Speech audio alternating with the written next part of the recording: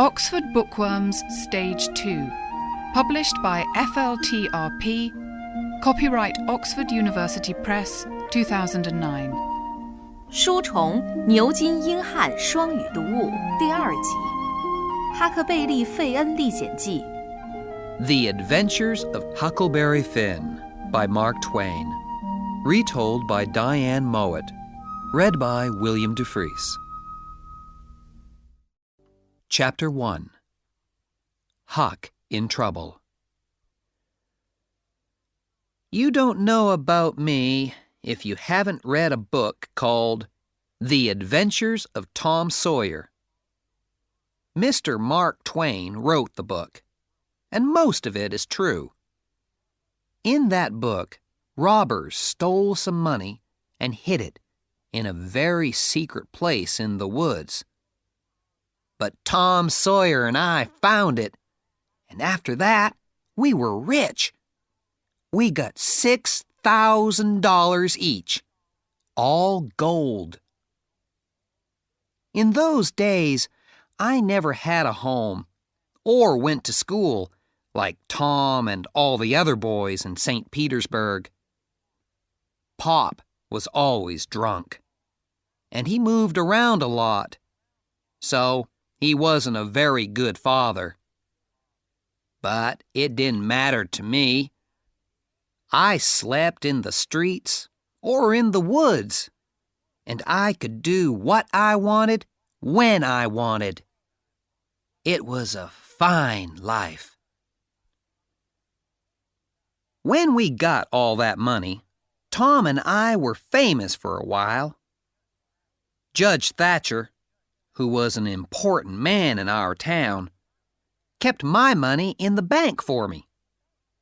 And the widow Douglas took me to live in her house and said I could be her son. She was very nice and kind, but it was a hard life because I had to wear new clothes and be good all the time.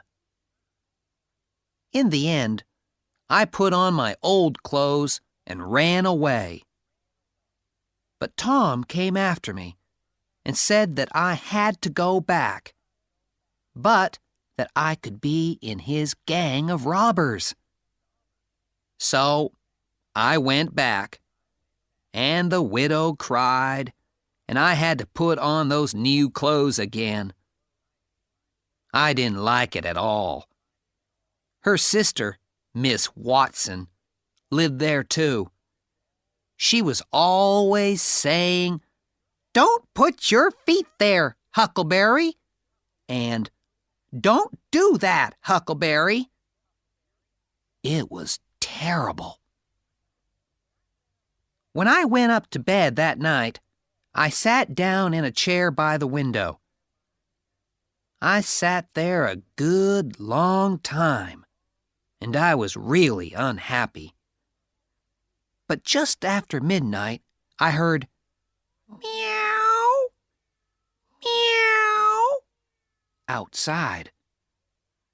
Very softly, I answered, meow, meow. Quietly, I put out the light and got out through the window. In the trees, Tom Sawyer was waiting for me. We went through the trees to the end of the widow's garden. Soon we were on top of a hill on the other side of the house. Below us, we could see the river and the town. 1 or 2 lights were still on, but everything was quiet. We went down the hill and found Joe Harper, Ben Rogers, and 2 or 3 more of the boys. Then Tom took us down the river by boat to his secret place, which was a cave deep in the side of a hill. When we got there, Tom told us all his plan. "Now, we'll have this gang of robbers," he said, "and we'll call it Tom Sawyer's gang. If somebody hurts one of us, the others will kill him and his family. And if a boy from the gang tells other people our secrets, we'll kill him and his family too. We all thought this was wonderful, and we wrote our names in blood from our fingers. Then Ben Rogers said, "Now, what's the gang going to do?" "Nothing," replied Tom. "Just rob and kill. We stop people on the road, and we kill them, and take their money and things. But we can keep a few of the people, and then their friends can pay money to get them back. That's what they do in the stories in books." But Ben wasn't happy. "What about women?" he asked. "Do we kill them too?" "Oh, no," Tom answered. "We're very nice to them, and they all love us, and they don't want to go home." "Then the cave will be full of women and people waiting, and we'll have to watch them all night." "We'll all go home now," Tom said, "and we'll meet next week, and we'll kill somebody and rob somebody." Ben wanted to begin on Sunday, but the others said no. It was bad to kill and rob on a Sunday. My clothes were very dirty, and I was very tired when I got back. Of course, the next morning, Miss Watson was angry with me because of my dirty clothes, but the widow just looked unhappy. Soon after that, we stopped playing robbers because we never robbed people, and we never killed them. Time went on, and winter came. I went to school most of the time, and I was learning to read and write a little. It wasn't too bad, and the widow was pleased with me. Miss Watson had a slave, an old man called Jim, and he and I were good friends. I often sat talking to Jim, but I still didn't like living in a house and sleeping in a bed. Then, one morning, there was some new snow on the ground, and outside the back garden, I could see footprints in the snow. I went out to look at them more carefully. They were Pop's footprints. A minute later, I was running down the hill to Judge Thatcher's house. When he opened the door, I cried, "Sir, I want you to take all my money. I want to give it to you." He looked surprised. "Why, what's the matter?" "Please, sir, take it. Don't ask me why." In the end, he said, "Well, you can sell it to me then." And he gave me $1, and I wrote my name on a piece of paper for him. That night, when I went up to my room, Pop was sitting there, waiting for me. I saw that the window was open, so that was how he got in. He was almost 50, and he looked old. His hair was long and dirty, and his face was a terrible white color. His clothes were old and dirty too, and 2 of his toes were coming through his shoe. He looked at me all over for a long time, and then he said, "Well, just look at those clean, tidy clothes.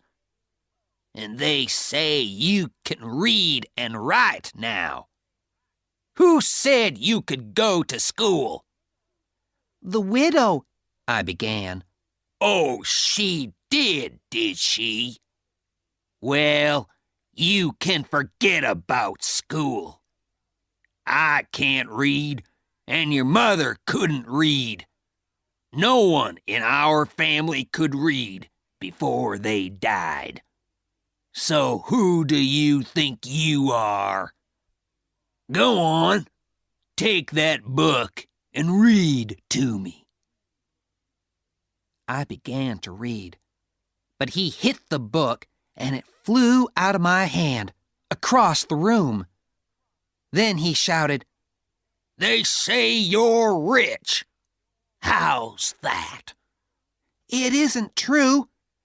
"You give me that money. I want it. Get it for me tomorrow." "I haven't got any money. Ask Judge Thatcher. He'll tell you. I haven't got any money." "Well, give me what you've got in your pocket now.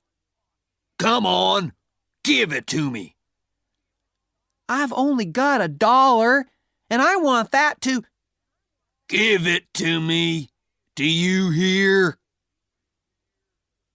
He took it, and then he said he was going out to get a drink. When he was outside the window, he put his head back in and shouted, "And stop going to that school, or you know what you'll get." The next day, he was drunk, and he went to Judge Thatcher to get my money. The judge wouldn't give it to him. But Pop didn't stop trying, and every few days I got $2 or $3 from the judge to stop Pop from hitting me. But when Pop had money, he got drunk again and made trouble in town. He was always coming to the widow's house, and she got angry and told him to stay away.